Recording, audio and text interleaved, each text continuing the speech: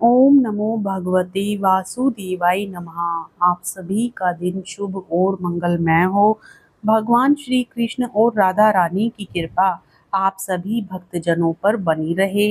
आज 16 अप्रैल 2025 है और आज के दिन बुधवार है और आज वैशाख मास कृष्ण पक्ष संकष्टी चतुर्थी है। आज के दिन आप सभी सुनेंगे वैशाख मास की कथा, अध्याय 4।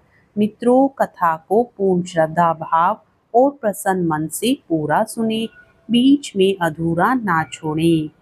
नारद जी कहते हैं कि वैशाख मास में शरीर में तेल लगाना, दिन में सोना, कांसे के बर्तन में भोजन करना, दोबारा से भोजन करना, खाट पर सोना, घर में स्नान, यह सब कार्य वैशाख मास में वर्जित कहे गए हैं।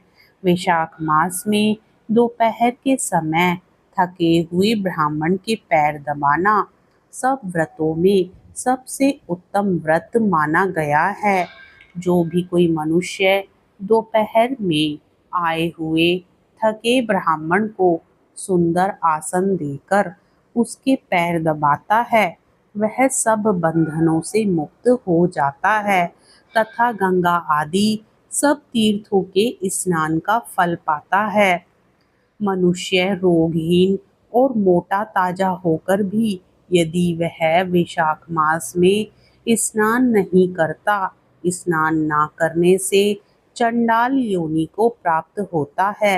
वैशाख मास की संक्रांति के दिन जो बाहर जाकर किसी तीर्थ पर स्नान नहीं करता, वह 100 जन्म लेता है। वैशाख मास में अन्नदान अथवा जलदान न करने से निश्चय पूर्वक सभी दुखों से मुक्त नहीं होता। वैशाख मास में नदी में स्नान करके भगवान विष्णु का ध्यान करने से निश्चय ही 3 जन्मों में किए हुए पाप नष्ट हो जाते हैं। प्रातःकाल समुद्र में गिरने वाली नदियों में स्नान करने से 7 जन्मों के पाप और उषा काल में सप्त गंगा में स्नान करने से करोड़ों जन्मों के पाप नष्ट हो जाते हैं। जाह्नवी, कावेरी, नर्मदा और त्रिवेणी यह सप्त गंगा हैं। वैशाख मास में बहते हुए जल में मंजन करने से सारे जन्म के किए हुए पापों का नाश हो जाता है। दूध से उत्तम दही और दही से उत्तम घी है। वैसे ही सब मासों से कार्तिक मास से माघ मास और माघ मास से वैशाख मास उत्तम मास है। दारिद्री तथा प्राधीन को जो भी थोड़ी वस्तु जल, कंद मूल, फल, गुड़, छाछ आदि मिल जाए, वही दान करनी चाहिए। दान ना करने से दरिद्रता आती है और दरिद्रता से मनुष्य पाप करता है तथा पाप से नरक मिलता है। इसलिए मनुष्य को वित्त अनुसार अवश्य दान करना चाहिए।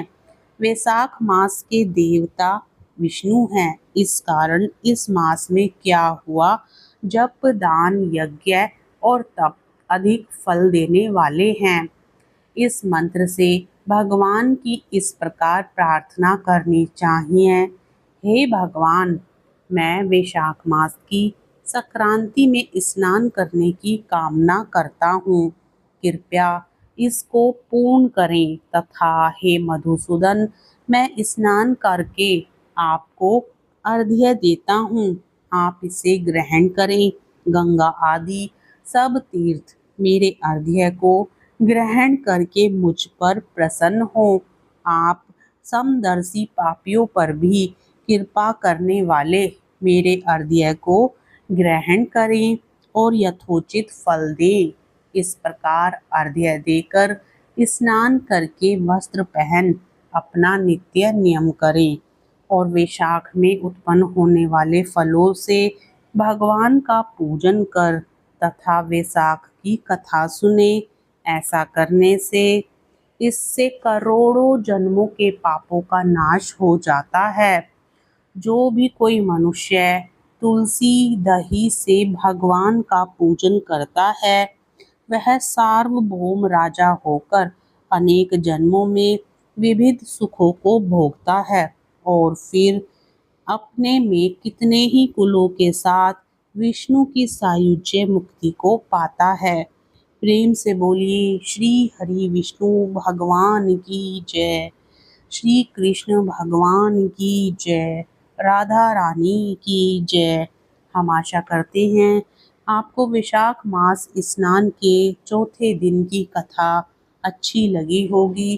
कथा पसंद आए तो वीडियो को लाइक करके चैनल को ज़रूर सब्सक्राइब करें।